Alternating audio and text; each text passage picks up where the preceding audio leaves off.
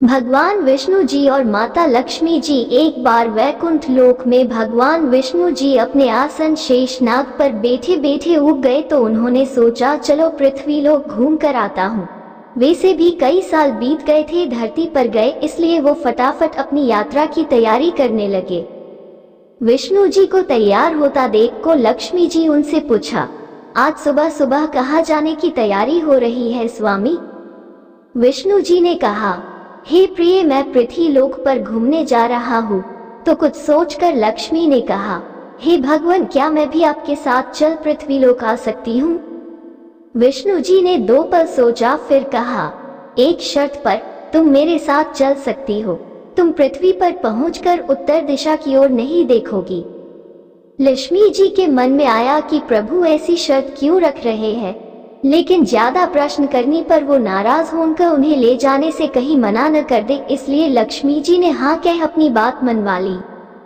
और सुबह सुबह माँ लक्ष्मी और भगवान विष्णु धरती पर पहुंच गए। तब सूर्योदय हो रहा था, रात बरसात होकर हटी थी, चारों ओर हरियाली ही हरियाली थी। उस समय चारों ओर बहुत शांति थी और धरती बहुत ही सुंदर दिख रही थी। सफर के दौरान माँ लक्ष्मी मंत्रमुग्ध होकर धरती को देख रही थी और इन सब में वो भूल गई कि पति को क्या वचन देकर आई है। लक्ष्मी जी चारों ओर देखते देखते कब उत्तर दिशा की ओर देखने लगी पता ही नहीं चला। उत्तर दिशा में माँ लक्ष्मी को एक बहुत ही सुंदर बगीचा नजर आया और उस तरफ से भीनी भीनी खुशबू आ रही थी और बहुत ही सुंदर सुंदर फूल खिले थे। वहाँ एक फूलों का खेत था। माँ लक्ष्मी बिना सोचे समझे उस खेत में चली गई और एक सुंदर सा फूल तोड़ लाई। लेकिन ये क्या, जब माँ लक्ष्मी भगवान विष्णु के पास वापस आई तो भगवान विष्णु की आंखों में आंसू थे। भगवान विष्णु ने माँ लक्ष्मी से कहा, कभी भी किसी से बिना पूछे उसका कुछ भी नहीं लेना चाहिए और किसी को दिया वचन भी नहीं तोड़ना चाहिए। माँ लक्ष्मी को अपनी भूल का पता चला तो उन्होंने भगवान विष्णु से इस भूल की माफी मांगी। भगवान विष्णु ने कहा, मना की तुम मेरी प्रिय, जो फिर भी जो तुम ने भूल की है उसकी सजा तो तुम्हें जरूर मिलेगी। जिस माली के खेत से तुमने बिना पूछे फूल तोड़ा है, जो कि एक प्रकार की चोरी ही है, इसलिए अब तुम 3 साल तक माली के घर नौकर बनकर रहो। उसके बाद मैं तुम्हें बैकुंठ में वापस बुलाऊंगा। माँ लक्ष्मी ने चुपचाप सर झुकाकर हाँ कर दी। मैं उस दिन से माँ लक्ष्मी एक गरीब औरत का रूप धारण करके उस खेत के मालिक के घर गई। घर क्या, एक झोपड़ा था। मालिक का नाम माधव था। घर में माधव की बीबी, 2 बेटे और 3 बेटियां थी। सभी उस छोटे से खेत में काम करके किसी तरह से गुजारा करते थे।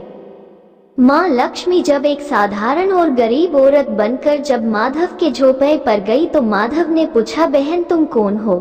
मुझसे इस समय तुम्हें क्या चाहिए?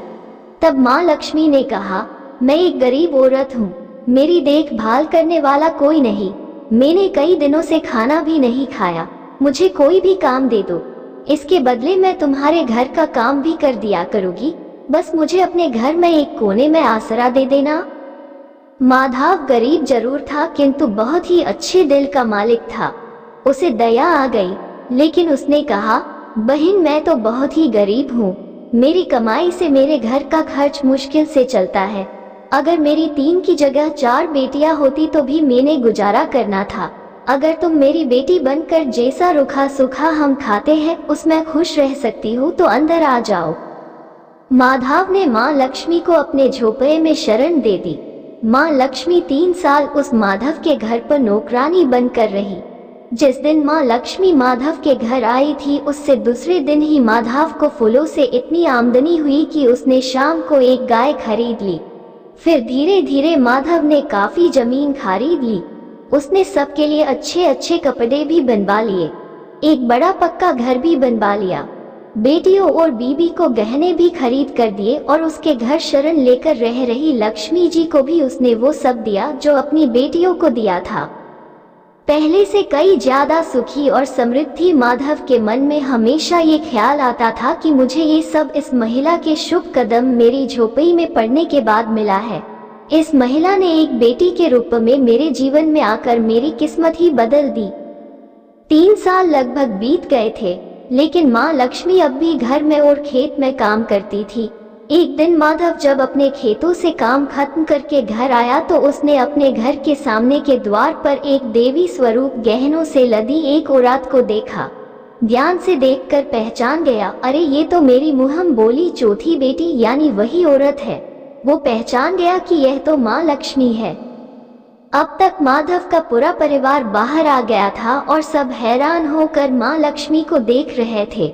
माधव बोला, है माँ, हमें माफ कर दीजिए, हमने आपसे अनजाने में ही घर और खेत में काम करवाया है।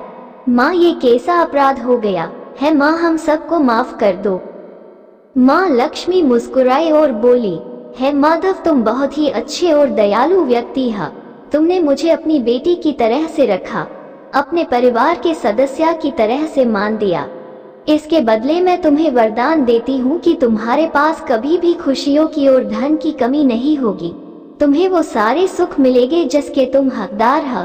फिर माँ अपने स्वामी के द्वारा भेजे रथ में बैठकर वैकुंठ चली गई।